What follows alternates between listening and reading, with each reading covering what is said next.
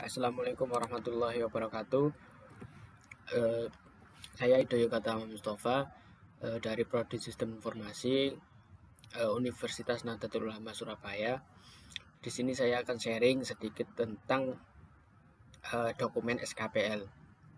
Dokumen SKPL adalah apa itu dokumen SKPL? Dokumen SKPL adalah dokumen tentang surat spesifikasi kebutuhan perangkat lunak. Jadi sebelum kita membuat sebuah sistem, kita harus menilai dulu atau memerlukan spesifikasi yang lengkap untuk membuat sebuah sistemnya nanti agar bisa digunakan dengan atau berjalan dengan baik.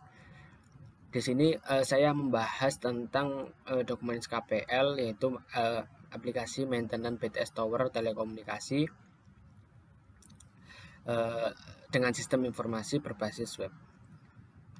Langsung saja kita masuk ke bisnis yang dikerjakan ataupun sistem yang nantinya akan kita buat.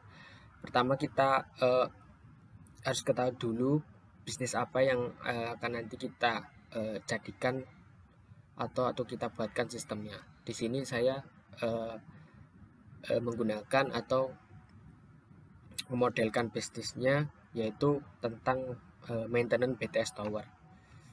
Di sini ada yang terlibat ataupun aktor yang terlibat dalam sistem ini, yaitu yang pertama pekerja bisnis atau sistem yang atau aktor yang ada di dalam atau yang mengerjakan pekerjaan utamanya yaitu tim lapangan. Selanjutnya ada aktor bisnis. Di sini ada admin, koordinator, dan PT IPS. Ini adalah alur proses bisnisnya. Pertama, admin request permit ke PT IPS selaku yang mempunyai tower, yang nantinya dia akan mengeluarkan surat tugas yang di-requestkan oleh admin ini tadi. Setelah surat tugas dikeluarkan atau rilis, admin menginfokan ke tim lapangan untuk dilakukan pekerjaan maintenance tower. Setelah itu dia akan melakukan pekerjaan. Setelah selesai, dia menginfokan ke koordinator untuk dilakukan approval hasil PM tadi. Diagram jenjangnya yaitu sebagai berikut. Ada 3 pekerjaan utama yang dilalui atau dikerjakan oleh bisnis ini tadi. Yang pertama tentang permit atau request permit. Setelah itu proses PM. Setelah itu hasil approval ataupun laporan dari tim lapangan ke koordinator. Ini adalah diagram use case bisnisnya. Admin request permit ke PT IPS. Setelah itu PT IPS mengeluarkan permit. Setelah itu setelah permit keluar, admin menginfokan ke tim lapangan. Setelah tim lapangan melakukan PM atas atau dari permit yang telah keluar tadi, dia melaporkan hasil PM-nya ke koordinator dan koordinator akan mengapproval hasil PM tersebut. Setelah itu langsung saja ke use case sistemnya ya. Use case system dari rancangannya ini yaitu pertama, dia ataupun pengguna atau si PT IPS tadi yang mempunyai akses ataupun yang menggunakan sistem ini ada 3 user ya. Yang pertama PT IPS, yang kedua admin, yang ketiga koordinator. Yang pertama dia harus melakukan login sebelum dia masuk ke sistem tersebut. Setelah itu PT IPS tadi yang mengeluarkan permit melakukan entry permit ataupun jika sudah rilis permit tersebut dia memasukkan ke dalam sistemnya ini. Setelah dilakukan upload permit, admin harus mengecek status permitnya. Jika sudah rilis, dia harus mengunduh permit tersebut yang nantinya akan digunakan oleh tim lapangan untuk pekerjaan maintenance tower.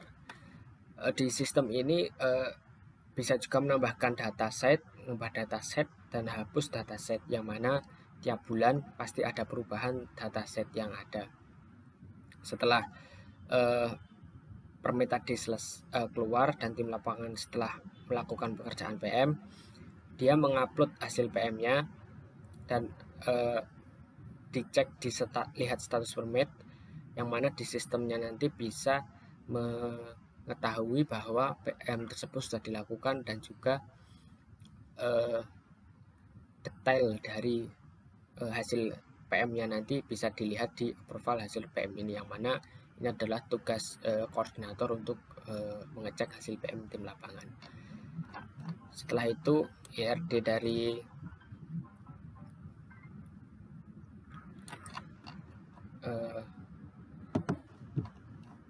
ini sistemnya yaitu seperti berikut. Pertama-tama kita masuk ke tabel login dulu ya. Setelah tabel login, setiap karyawan mempunyai satu user, PTBS mempunyai satu user, admin punya satu user, dan juga koordinator punya satu user, yang mana nantinya bisa mengecek permit untuk user admin dan juga PTBS, serta untuk koordinator juga bisa mengecek. Setelah itu dia juga bisa mengecek dataset, setelah itu juga bisa mengecek data engineer atau data tim lapangan. Ya, langsung saja ke desainnya ya. Desain interface-nya saya bukakan di ini Adobe XD, yang mana nantinya kita bisa mengetahui bagaimana gambaran dari sistemnya. Pertama-tama masukkan username dan password terlebih dahulu, yang mana nantinya akan ada 3 tipe usernya. Untuk pertama untuk PTBS, yang kedua untuk admin, dan yang ketiga untuk koordinator tim lapangan. Setelah dia memasukkan username dan passwordnya, kita klik login. Setelah login, di tampilan beranda atau di dashboardnya ini kita bisa melihat ya berapa set yang sudah di PM, berapa yang masih belum di PM, dan berapa set yang di reject oleh koordinator untuk dilakukan PM ulang. Setelah itu, kalau kita masuk sebagai user PTBS, kita masuk ke request permit data. Setelah itu, kalaupun kita ingin mengupload permit, kita klik di sebelah nomor ini, kita klik tambah ini. Setelah itu kita klik entry permit. Untuk sebelumnya kita tambahkan dulu ya nomor permitnya. Setelah menambahkan nomor permit, setelah itu kita klik entry permit. Jika sudah selesai penguploadannya, kita bisa lihat di permit list data, yang mana admin bisa mengunduh hasil uploadan permit dari PTBS tadi dengan cara klik download, langsung keluar permit yang kita inginkan atau kita download tadi. Selanjutnya kita bisa menambahkan, mengedit, dan juga menghapus dataset di menu maintenance list ini ya. Di sini kita bisa melihat detail dari set-set yang ada. Kalaupun kita ingin menambahkan, kita klik saja tanda tambah ini ya, kita tambahkan set ID, set name, tipenya, dan lain-lain. Setelah itu kita klik tambah. Setelah kita bisa menambahkan, bisa mengedit, dan juga bisa menghapus. Di menu selanjutnya ada approval vendor, yang berguna untuk mengecek hasil PM tim lapangan. Jikalau statusnya di menu approval vendor ini sudah submit engineer atau belum maintain atau apa. Kalau sudah submit engineer, berarti kita klik saja action ini, menu, langsung view tadi, kita bisa lihat detail dari pekerjaan tim lapangan, dan kita bisa mengapproval hasil PM tim lapangan dengan detail atau dengan teliti. Mungkin seperti itu gambaran sistem yang saya buat. Kurang lebihnya mohon maaf, dan juga semoga bisa membantu ya, ataupun mendapatkan hasil yang maksimal di mata kuliah ini, serta ilmu yang diberikan oleh dosen atau dosen mata kuliah bisa bermanfaat dan juga bisa saya gunakan nanti di masa yang akan datang. Sekian, terima kasih. Wassalamualaikum warahmatullahi wabarakatuh.